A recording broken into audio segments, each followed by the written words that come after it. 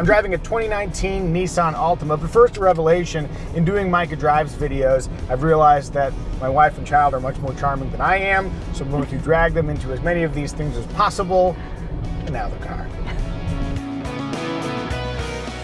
Did you know people still buy family sedans? It's true. Not everybody has moved on to an SUV.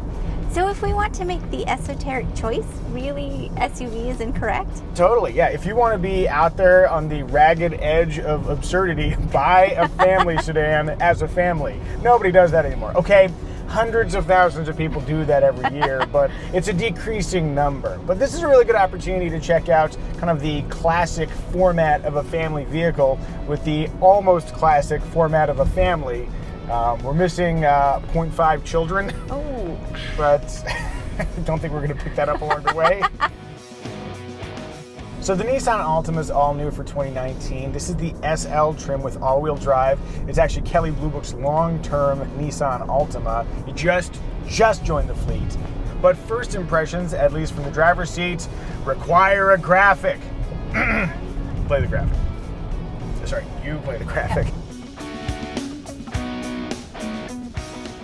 Let's use this 90-degree left-hand corner behind a green arrow star to see how she handles. Now there's a nice fluidity to the steering, and at low speeds, it's very light efforts. My one complaint though is it feels a little notchy on center. When I say notchy, I mean like kind of nothing happens here, and sometimes it feels like there's free play in the steering column, like right here on center. It just feels weirdly dead. As long as you're not driving straight, it's great. So is the problem there that you like have more momentum than you should by the time you go to make your subtle steering adjustment? No, and actually it's really not a problem. It's just, you know, sometimes cars feel rock solid on center, and that's very confidence inspiring. But this feels just like, just a little bit weird on center. In previous videos, I have talked about being excited to... Sure, but Daddy's talking right now. I'm now rethinking the concept of bringing my daughter and my wife into every video I make. Flaw in my plan. I don't know what I was thinking.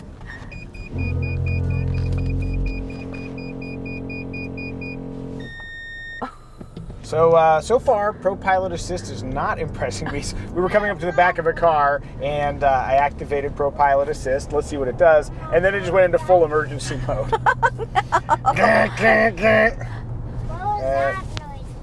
That's a great question, Sweet Pea.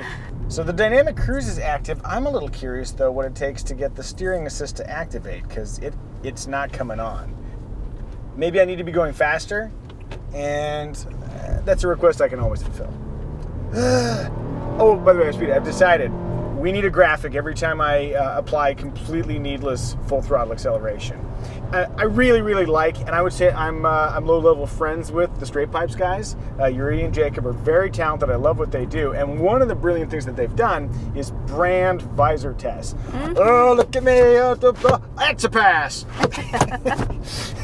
I'm jealous. I'm so angry that they took something as simple as of testing a visor and made it a cultural phenomenon. I'm going to be that guy for needless full throttle acceleration. And not the kind of stuff that you'd see like in a cool Motor Trend video or something like that where I'm going to be sliding sideways. I just mean like I'm passing this El Pollo Loco here and I don't know why, but just something comes over me and full throttle acceleration, got to have a graphic. I feel like it would require a statement of judgment. Full throttle acceleration!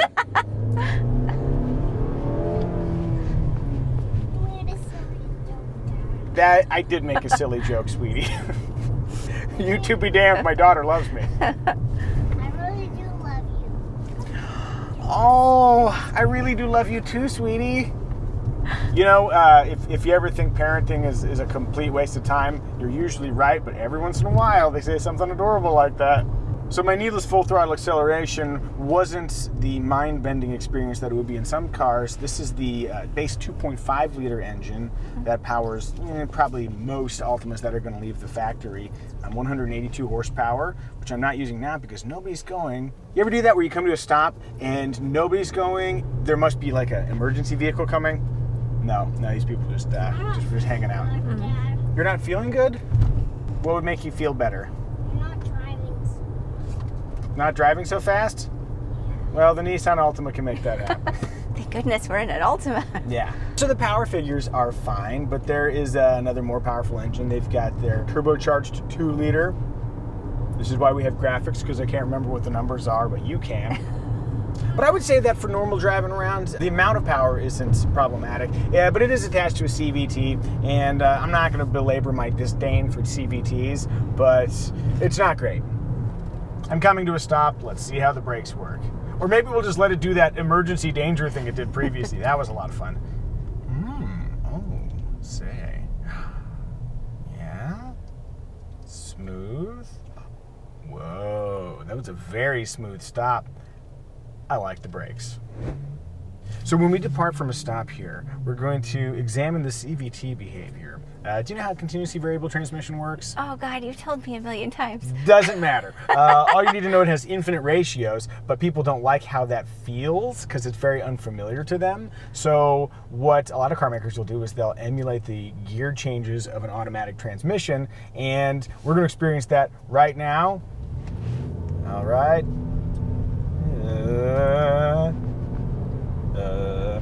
You could theoretically put a normal human being in here and they might not know anything weird's happening. Oh, hey, the Mitsubishi building. Good luck, guys. If you wanted to really scrutinize the powertrain behavior, there might be some annoyances to find in the CVT, but I think for normal drivers, they might not know or care, so we're just going to ignore that too. We've got bigger fish to fry. Like, I have yet to get the steering assist to function correctly. Is there just something not on? Come and do a stop, adjusting the car. It's all on. Am I just not going fast enough? Is that the thing? Oh, okay. We've got steering assist on. Now this is a really tricky part too. I'm going to help here. There's a curb to the left, which is harder to spot, I think, than normal lines. So it's definitely assisting, as you can see. It's maintaining a preset distance between us and the Altima ahead of us. Boy, that's on brand. Let's see if it slows down comfortably. Warning. Oh, it's just telling me I need to get my hands on the steering wheel. It tugged a little bit because it wanted to follow the Altima over that way.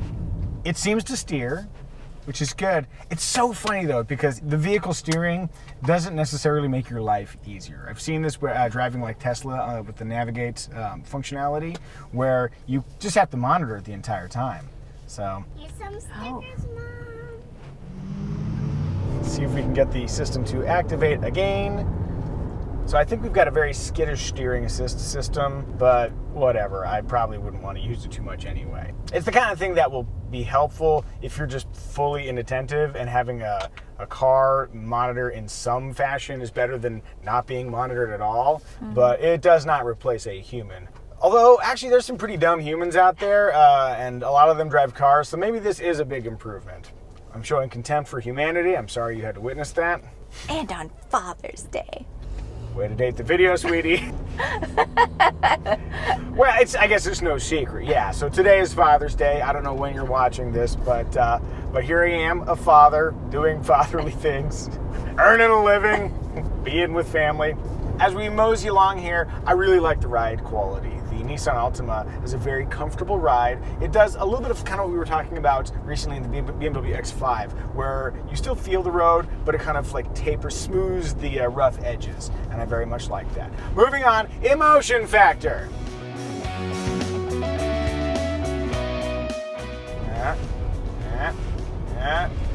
Sure. I would say that if there's excitement to be had, it could theoretically be with the styling and the exterior. Let's talk style. Style! Hey, sweetie. Yes. Did you notice the exterior of the Nissan Altima? It's all new for 2019. This one is bathed, swathed, encased in scarlet ember paint. Which sounds really dramatic and exciting, but it really reminds me of my Honda CR-V from 2008. Oh, yeah, huh? Yeah. But like shiny. It has 5 seats. Also, this car does have 5 seats. We're going to talk about the interior in just a moment, sweet pea. This car has 5 seats. It does Wrong have 5 segment, seats. sweetie. But, I like where your head's at. You had an observation about the exterior. Would you like to share with the group? I noticed that it had a Hofmeister kink, which I learned about when I first began editing car videos. It's the thing where the car is on top of the other car. Save it for a date night. The Hofmeister kink, if you don't know, is if you look at the greenhouse, like the side glass on a BMW, it's when, like let's say the nose is here, the glass kind of comes around here and then it kind of juts forward towards the bottom. That used to be, it's called the Hofmeister kink. It's sort of a BMW design cue that everybody has stolen. So you noticed, hey, oh look. Yeah, I was excited. I'm like, I have an observation about this car. And so I looked it up on the internet and I realized that like a lot of car makers have been copying it since 2013. So since before then too. So it's not like it's, but that's fine. That's great. You had an observation, you saw a thing, and now here we are talking about it. We've burned down some video. No, but did it do anything for you? I thought it was interesting that it had the shape of the taillight along the side of the car and the shape of the kink combined with that black piece kind of mirror each other. I thought that was an interesting design element. I'm glad you brought that up. Blacked out C-pillars. I'm over them. Is that so 2013? It is kind of played out, man. Like blacked out pillars, especially like in the C pillar, which in case you don't know, A, B, C. Some cars have a D. Gonna leave that one be. But the back pillar having that like blacked out treatment is a fairly common styling trick that a lot of car makers are doing. In fact, I'm gonna keep an eye out, and when I see another vehicle that has a blacked out, there's one, Nissan Murano. That's a pretty good example. Stylistically, I feel like the Nissan Altima is one of those cars that either you like or you don't like. But you have eyes. Make up your own mind. What do you think? Would you drive a Nissan Altima? Tell us in the comments section. Inside. I realize that we label the segments inside, but I always scream interior. So I'm trying to align my words with the thing you see on camera. Can I tell you, it's Father's Day, right? And this is one of those days where you've been so sweet to let me do as I please, and what I wanted to do is not make decisions. Oh, yes, it's hard to deny Disneyland. Wow. So we've been driving so long and doing so many bad takes, we've made our way all the way to Disneyland. We accidentally went to Disneyland. Whoops. You did this on purpose. That's so sweet that you think I did. No, not for our sake. Guys, Salt and straw. there's a crate. That's true. Sounds very And look, a Coco's Bakery. There's a lot to observe here. If you don't know, I love salt and straw ice cream. What's this place? This place is a place called Anaheim. Can you say Anaheim? Anaheim. Yep. It's where dreams go to live and die. It's like the entire life cycle. There's a Disney song about it. The circle of life. Okay, talking about the interior, what do you think about what that is? I don't like it. Okay, so it looks like a video screen of wood.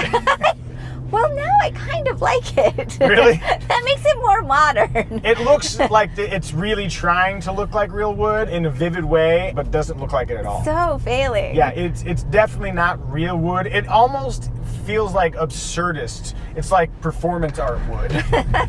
What's odd to me too is that couples with a quasi-carbon fiber inspired aesthetic on the trim near the window switches. I'm always a little bit leery about like wood plus carbon fiber. I was going to say, like, aren't these appealing to different people? Is Yes. this a car to bring the family together? I'm an old man, but my daughter is young and sporty. This is the only thing that would work for both of us. I think the general aesthetic looks good aside from the trim, but like, I don't know, I feel like when I grab over here, there's a little more flex in the door panel than I'd like. And then you see this little vent up here? On your side, there's more gap at the bottom than there is over on this side. And then like the trim around here doesn't is a little inconsistent, and there's just some weird gaps and things. One big thing though, seat comfort. I'm getting a very nice comfortable vibe right now. It's very cushy. Of course, it wouldn't be a Micah Drives video without boring my child, hence the big yawn, and also talking about the armrests where I can maintain a very comfortable 8 and 4. How is your arm? I'm actually using the armrest, which Yeah. I think really speaks to the quality of the armrest. My lady hates an armrest, like hates an armrest. There's a little like flip down one in your car. I use it all the time because, you know, I like to rest my arms. And no, you shudder. It Like, drives me crazy. yeah, you shudder like it's covered in spiders. Equal height, very comfortable, cushy. I like. In terms of passenger space, very comfortable, a lot of room up front. And if I get behind myself, still plenty comfortable. What was interesting is that this Altima is bigger physically than the previous Altima, but like the interior space has not really grown. Nonetheless, I fit just fine behind myself, and I'm 5'10". My shoes are big. And of course, her shoes are bigger. I don't know if you picked that up, but strangely, no more room on the inside for her feet. They're like the Nissan Altima of shoes. Let's talk about family friendliness. The latch setup in the back is super convenient. Like there's a little Velcro flap that flips up, and then you've got just exposed spots to latch a car seat in at the bottom, which is really cool. And then the top tethers, there's just a little cover, you pull it up, tether it on. It's just very easy to use. And what's really cool too is that, and now cue the YouTube commenters, I could have put my child in the middle position, which is the safer position, but I put her over there so she would be on camera. We could communicate with her. But if you wanted to, if you weren't worse than Hitler like me, and you wanted to put your child in the middle position, it would be very easy to do so because there's a latch up top, or a tether up top, and a latch on either side at the bottom. So it's just a very friendly car if you're going to put car seats in it. And I think there's enough space behind your seat that if that was a rear-facing seat, she'd still fit just fine. Family friendly. I keep trying to think of like Straight Pipes ways to brand these things, like a seal or like a test or like a... I just so jealous those guys are so good. One thing I like is that there's an 8-inch screen standard. Apple CarPlay and Android Auto also come standard. Can I share something interesting? Please. I like this to be a conversation. It's very funny. Sweetie, and on Father's Day. Somebody in the comment section noted that I always talk about CarPlay and Android Auto in these videos and in my Kelley Blue Book videos. Not everybody's under 30. Some people want to know about whether or not there's a spare tire. Here's your answer. I hope that B-roll was satisfying. Now you know. I feel like I need to at some point get on a freeway just to see if ProPilot Assist will function like it's intended. I want to give it a proper opportunity to dazzle me, especially because I always call every other system that's like it by its name. That's right. I have said ProPilot Assist in more videos than any other word. Just to see how it works, I did set the cruise control. It's a full speed dynamic cruise control, so it should bring us to a complete stop. Foot covering brake. Let's see if I plow to the back of this. Ooh, sort of. The car in front is completely stationary, and then there's sort of a sudden bit of braking. Could use a little more finesse. However, came to a complete stop, and now it's going again. And I didn't have to hit the accelerator. Very cool. Let's see what kind of gap this leaves too, because that's the big question. Is like, will it leave a normal gap, or will it let every yellow Corvette on the planet pull in front of me? I believe the answer is every yellow Corvette. And let's see what ProPilot Assist does in the proper environment. Oh, let's see if we feel some emotion. Let's go fast. Whee! Yay! Yay! Oh, thank goodness. Daddy finally did something fun. What makes the car even faster? What makes the car even faster? Well, I think a lot of it comes down to who's behind the wheel. What makes all the other cars so fast? A misplaced sense of immortality. Hey, there we go. ProPilot Assist is ProPilot assisting. I've set it for 65 miles per hour, which is the safest speed you could possibly drive, except in LA freeways, in which case you'll be constantly passed by people, mostly yellow Corvettes. Hey, it's the yellow Corvette again. Okay, steering's doing a pretty good job keeping us in the center of the lane. Now let's see what happens if I start to steer a little bit too far this way. Oh yeah, steered back assertively, not BMW assertively, but just kind of nudged back the right amount. Shaked, did you hear the buzzing of the steering wheel? Pro Pilot Assist. I'm so pleased I finally have an opportunity to talk about the actual system. I think it's doing a great job. All right then, we've had our fun. Time to synopsize.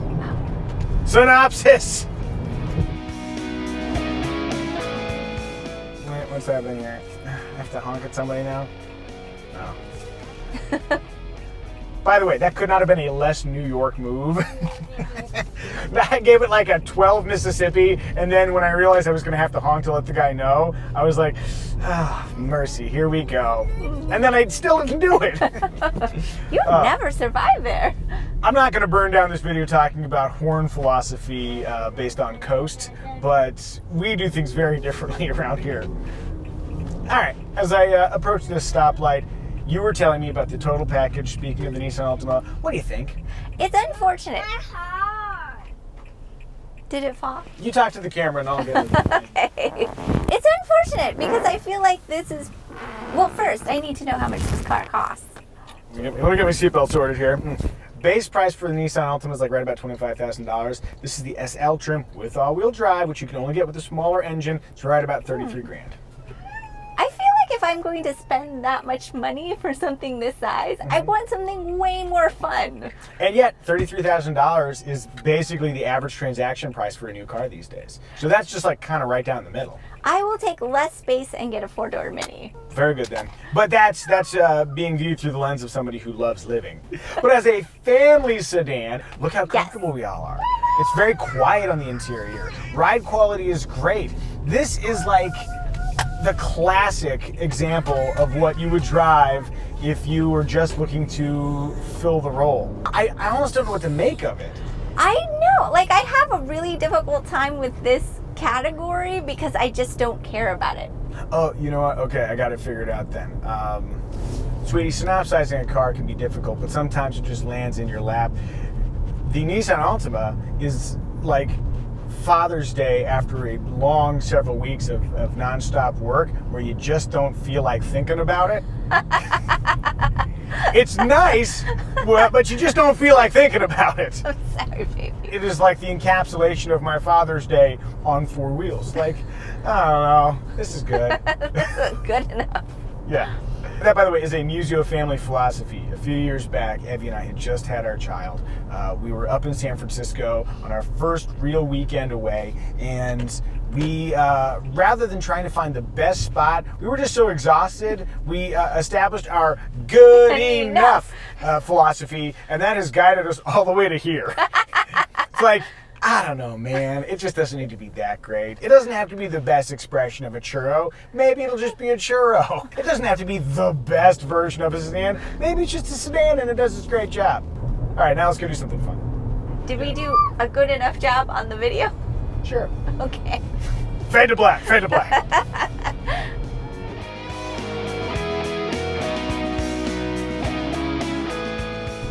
So Pete, what do you think of this car? Do you like it? Yeah, you like it? Why do you like it? 'Cause it's red. Good enough.